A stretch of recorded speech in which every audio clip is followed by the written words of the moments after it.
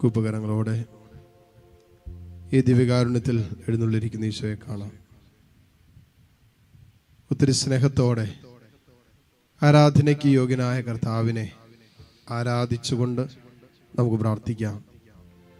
പരിശുദ്ധ പരമ ദിവ്യകാരുണ്യനാഥനായ ഈശോയ്ക്ക് എന്നേരവും ആരാധനയും സ്തുതിയും പുകഴ്ചയും ഉണ്ടായിരിക്കട്ടെ. കൂപ്പകരങ്ങളോടെ ഈ ദിവ്യകാരുണ്യത്തിലേക്ക് നോക്കി നമുക്ക് പ്രാർത്ഥിക്കാം. ഇതാ ദിവ്യകാരുണ്യത്തിൽ നിന്നും ഒരു സ്വരം നമ്മുടെ ഹൃദയങ്ങളെ, കാതുകളെ തുറന്നു വെച്ചാൽ കേൾക്കാൻ പറ്റും. ഈശോ പത്രോസിനോട് ചോദിച്ച ചോദ്യമാണ്, ഇവയെക്കാളും അധികമായി നീ എന്നെ സ്നേഹിക്കുന്നുവോ? Do you love me more than these? ഇവയെക്കാളൊക്കെ അധികമായി നീ എന്നെ സ്നേഹിക്കുന്നുവോ?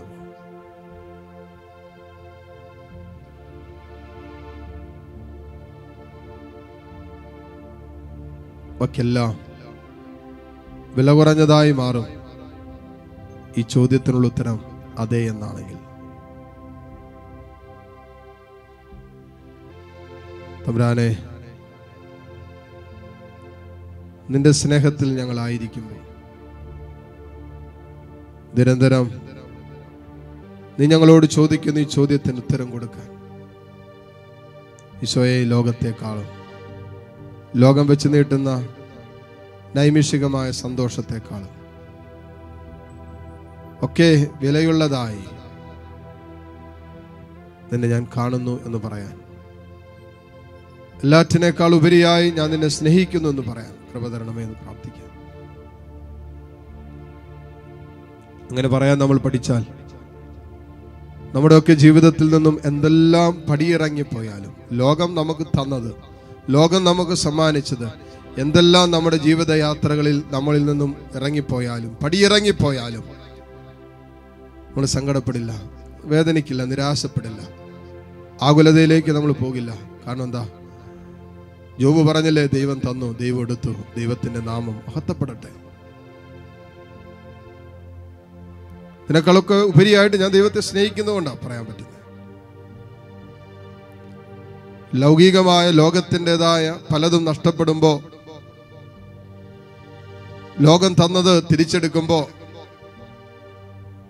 പല പരാജയങ്ങളും നഷ്ടങ്ങളും തകർച്ചകളും രോഗങ്ങളൊക്കെ നമ്മുടെ ജീവിതത്തിൽ വരുമ്പോൾ വല്ലാതെ കണ്ട് ഭാരപ്പെടുകയും അസ്വസ്ഥപ്പെടുകയും സങ്കടപ്പെടുകയും ഒക്കെ ചെയ്യുന്നതിന്റെ പിന്നിൽ, മക്കളെ, അതിനേക്കാളൊക്കെ അധികമായി നമുക്ക് ദൈവത്തെ സ്നേഹിക്കാൻ പറ്റാത്തതുകൊണ്ട്. അങ്ങനെ സ്നേഹിക്കാൻ പറ്റിയിരുന്നെങ്കിൽ ദൈവത്തിന്റെ വചനത്തിലും ദൈവത്തിന്റെ വാഗ്ദത്തങ്ങളും സങ്കീർത്തകൻ പറഞ്ഞതുപോലെ, എൻ്റെ കഷ്ടതയുടെയും എൻ്റെ തീവ്രവേദനയുടെയും നടുവിൽ ഞാൻ ദൈവത്തിന്റെ വചനത്തിൽ ആനന്ദം കണ്ടു. ആനന്ദം കാണാൻ പറ്റും. പറ്റാതെ പോകുന്നത് ദൈവവചനത്തെക്കാളും ആനന്ദം ഈ വസ്തുക്കളിലായിരുന്നു. ദൈവവചനം തരുന്ന സന്തോഷത്തെക്കാളും അധികം സന്തോഷം ഈ വസ്തുക്കളിലായിരുന്നു. ദൈവത്തിൽ വിശ്വസിക്കേണ്ടതിനും ദൈവത്തിൽ പൂർണ്ണമായി ആശ്രയത്വം അർപ്പിക്കേണ്ടതിനും ഉപരിയായി എന്തിലൊക്കെ ആയിരുന്നു നമ്മുടെ ആശ്രയത്വം. അതുകൊണ്ടാണ് നമ്മൾ ഇന്ന് നിരാശപ്പെട്ടു പോയത്. അതുകൊണ്ടാണ് ചിലതൊക്കെ നമ്മുടെ ജീവിതത്തിൽ നിന്നും പടിയിറങ്ങിപ്പോയപ്പോൾ, നഷ്ടപ്പെട്ടു പോയപ്പോൾ, കൈമോശം വന്നു പോയപ്പോൾ അത്ര കണ്ട് ഭാരപ്പെടാൻ കാരണം വചനത്തിൽ നമ്മൾ ആനന്ദം കണ്ടെത്തിയില്ല എന്നുള്ളത് കൊണ്ടാണ്. പ്രാർത്ഥിക്കാം, തമ്പുരാനെ, ഈ അഭിഷേകം എനിക്ക് തരാൻ പറ. ഇതൊരു അഭിഷേകമാണ്. എല്ലാറ്റിനേക്കാൾ ഉപരിയായി ദൈവത്തെ, ദൈവവചനത്തെ സ്നേഹിക്കാൻ, സുവിശേഷത്തെ സ്നേഹിക്കാൻ, ദൈവരാജ്യത്തെ സ്നേഹിക്കാൻ, ദൈവരാജ്യത്തിന്റെ ശുശ്രൂഷകൾക്ക് വേണ്ടി വില കൊടുക്കാൻ ഇതൊക്കെ പറ്റുന്നത് സ്വർഗം തരുന്ന ഒരു അഭിഷേകമാണ്. പ്രാർത്ഥിക്കാം, ദൈവമേ, ഈ അഭിഷേകത്തിൽ ഞങ്ങളെയും പങ്കുകാരാക്കണമെന്ന് പ്രാർത്ഥിക്കാം. കർത്താവ്, ഞങ്ങൾക്ക് ബലഹീനതകളുണ്ട്, ഞങ്ങൾക്ക് കുറവുകളുണ്ട്, ഞങ്ങൾക്ക് പോരായ്മകളുണ്ട്, ഞങ്ങൾക്ക് ഞങ്ങളുടേതായ മാനുഷികമായ സംഘർഷങ്ങളും സങ്കടങ്ങളൊക്കെ ഉണ്ട്. ഇതിൻ്റെ ഒക്കെ നടുവിലും നിന്നെ സ്നേഹിക്കാനുള്ള കൃപ തരണമെന്ന് പ്രാർത്ഥിക്കാം.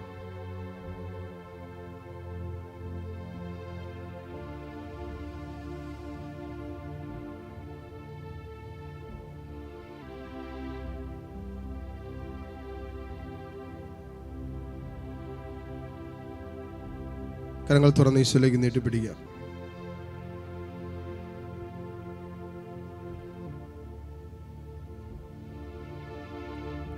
91 സങ്കീർത്തനത്തിൽ നമ്മൾ ധ്യാന വിഷയമാക്കുന്ന ഒരു വിഷയമാണല്ലോ.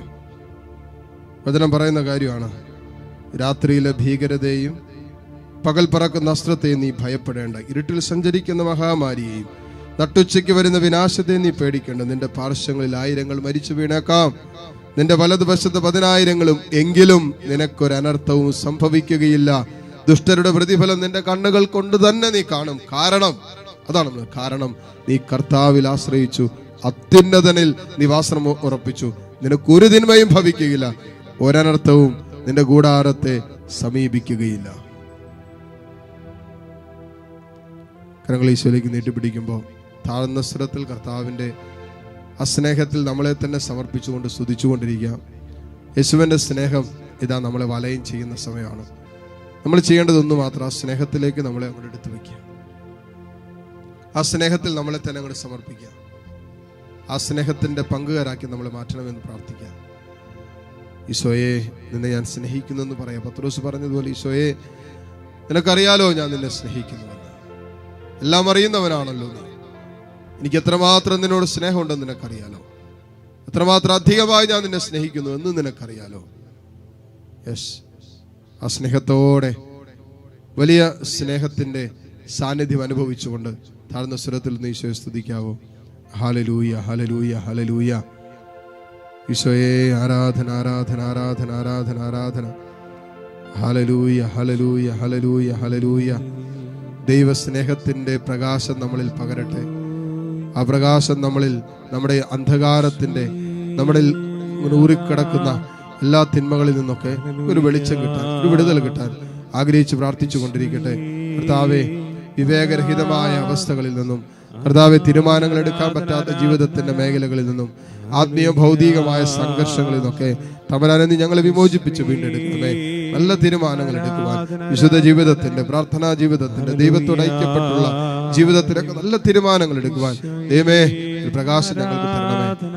ഹല്ലേലൂയ, ഹല്ലേലൂയ, ഹല്ലേലൂയ. ഈശോയെ ആരാധന, ആരാധന, ആരാധന, ആരാധന, ആരാധന. ഹല്ലേലൂയ, ഹല്ലേലൂയ, ഹല്ലേലൂയ.